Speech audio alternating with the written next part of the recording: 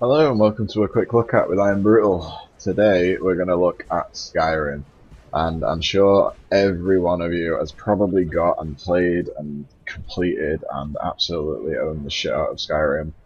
But I'm going to do a video anyway because obviously we've recently only just started this YouTube channel, and Skyrim and games that I've been doing have previously been out, but they're games that I'd like to have done a video on at the time.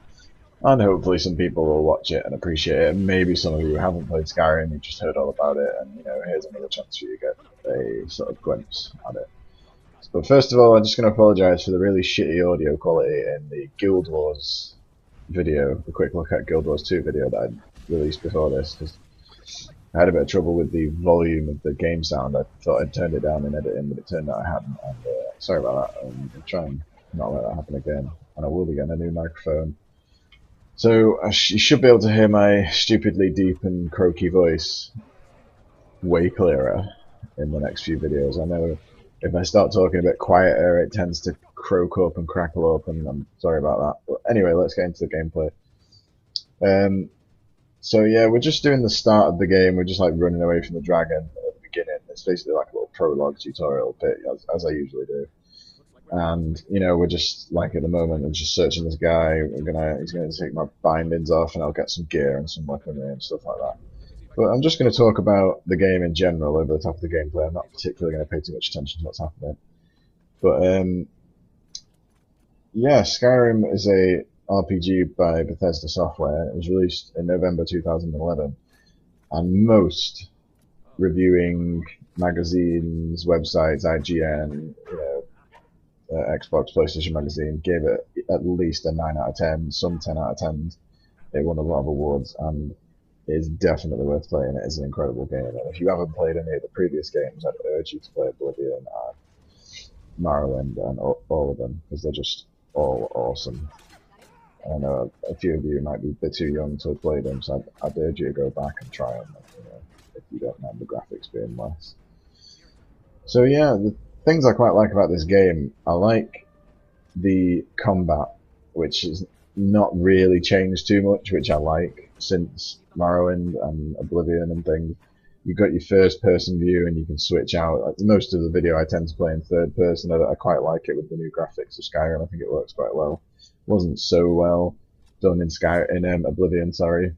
I tended to play that one in first person, and obviously you've got to love the running around, searching chests, finding ridiculously rare shit every now and then, doing all these crazy things, finding these mobs, going into these dungeons, trying to get the best gear you can possibly get, and then on top of that, you've still got the amazing storyline, which is just unreal.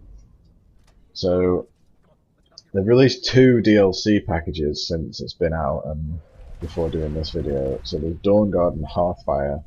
So if any of you are interested in getting more out of Skyrim and you've not got the DLC, I don't actually have it personally, so I can't speak for it, but I've heard from friends and whatnot that it's actually really good, especially Dawnguard. So yeah, go ahead and get that and try it out. One of the big advantages of playing this game is you can pretty much, if I was to use the word class, speaking as a World of Warcraft player, you can pretty much just be any class and you don't have to particularly choose anything. You choose your race and things like that and you get minor bonuses. But you really, in Oblivion, you picked a class, but you could kind of be anything you want, but it gave you like a bonus, like a damage bonus in Magicka or a damage bonus with two-handed weapons and things like that. But you don't really get that in Skyrim. You just get this. You can do whatever you want, and you can put your skill points into whatever you want. So you can be like a badass mage. You can be the big fucking heavy armor, a big war battle axe, that kind of thing. Or you can be a bit of a mix. You can have a sword and flames in one hand, or lightning in one hand, or you can dual wield spells. You can really mix it up, and it's something that a lot of games really just miss the trick on, and they just keep you locked down into like a single class, and it gets really frustrating. So, you might not really notice it as a big deal, but it's there and it's making the game better whether you notice it or not. So I'd just like to point that out. And obviously the big difference between Skyrim and Oblivion and its predecessors is dragons. As you saw briefly at the beginning, there was a bitchin' big ass black evil motherfucking dragon, and they just randomly will attack you while you're out and about. And if you're playing on like the hard difficulty, if you've got the difficulty slider right up, they can be a fucking arsehole to defeat. But they are really good fun, and it really reminds me of like Reign of Fire. If you've ever seen that movie, I really like that movie. I just love dragon. But and that's another thing. You just see in the gameplay there.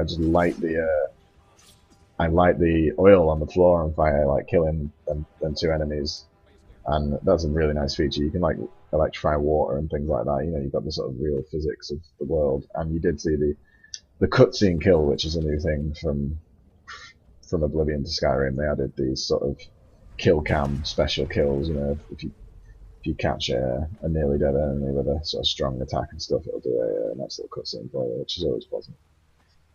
You've also got like professions in this game, which a lot of people do sort of ignore, but if you spend some time doing blacksmithing, you can like make your own dragon armor, dragon plate, dragon leather sort of stuff, and it's really, really good fun. And the alchemy tables and enchanting your weaponry and things like that, it's like a ridiculous amount of stuff you can do.